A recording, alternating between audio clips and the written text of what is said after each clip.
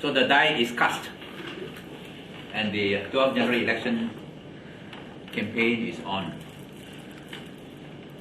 Although it is being held under very unfortunate circumstances, where the Prime Minister has shown insensitivity, disrespect to the Chinese New Year celebrations when it is still not completed yet. And coming as within 3 months of another insensitivity to Deepavali, when UMNO General Assembly is held, it raises very grave questions about Malaysia as a truly Asia, a plural society, to be a model where diverse races, languages, cultures and religions can flower and flourish with freedom. And I think the Prime Minister must explain why he cannot wait for another 8 days so that the Malaysian Chinese and all Malaysians can celebrate and complete their Chinese New Year celebration before the beginning of the hustings. That's one. Two, he should also explain why he broke publicly his pledge that there will be no dissolution today, which he made yesterday. The explanation that he has given just now, that he was unable to preempt the decision of the Agong, is completely unacceptable. It is true that until the Agong gives his consent, Parliament, it cannot be said that there is a dissolution of Parliament. But what he has done is to make a promise, a clear promise and assurance to the Malaysian public that there will be no dissolution today, which means he should not be seeking an audience with the Agong in order to dissolve Parliament. When he wants to seek an audience with the Agong to dissolve Parliament, he should not have made that statement yesterday that there will be no dissolution today. He has openly, publicly lied. And as the proponent of Islam Qadari, I think it seems to be a final expression that the Islam Qadari that he proposes does not fully stand for truth, justice, equality, honesty. And I think this is most unfortunate. I've received information that the Agong was very reluctant to give his consent because the Agong felt that there is no need for rush for the dissolution of Parliament, that this can wait.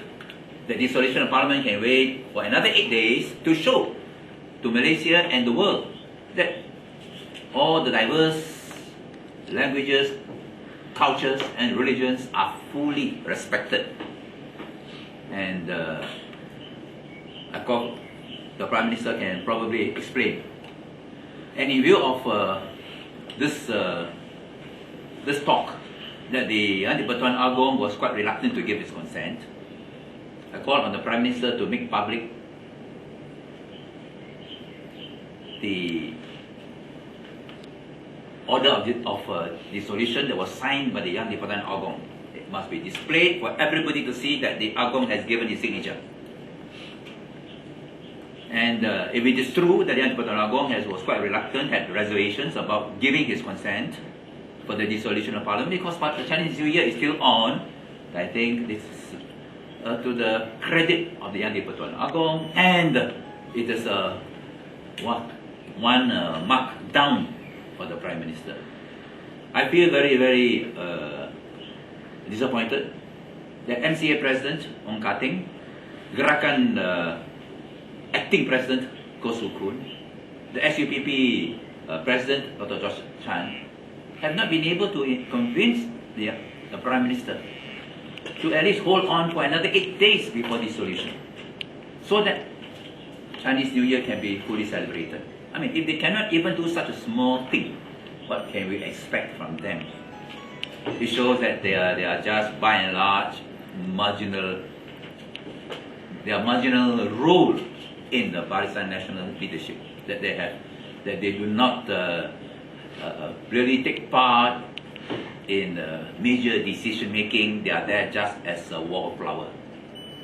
And finally, I hope that the Prime Minister, Dato' Sri Ahmad Abdullah Badawi, will have made very clear to all the cabinet ministers that they are all now caretaker ministers, caretaker cabinet, that they should not abuse government resources, facilities, funds for party electioneering. In other words, all government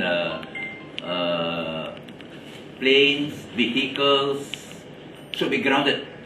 And if they want to go around up and down the country, Prime Minister, Deputy Prime Minister, ministers go up and down the country to campaign, they should do so on their other party or private vehicles. They should not use government jets, they should not use government vehicles. And if they do so, I call on all voters to question them to their face. Why are they abusing government resources to campaign for party candidates? That whenever a minister appears, whenever the Prime Minister or Deputy Prime Minister appears, if he uses government vehicles, they should be questioned by the voters. Why are they setting a bad example in abusing public funds? I think it is the time for people empowerment, for the people to make it very clear that do not want to see any abuse of government resources in this general elections. That I think is for the moment. At 2 o'clock, the Secretary General will be here and he will make some important announcement. Thank you very much. Anybody want to say anything? No? Okay, thank you. You leave it at that.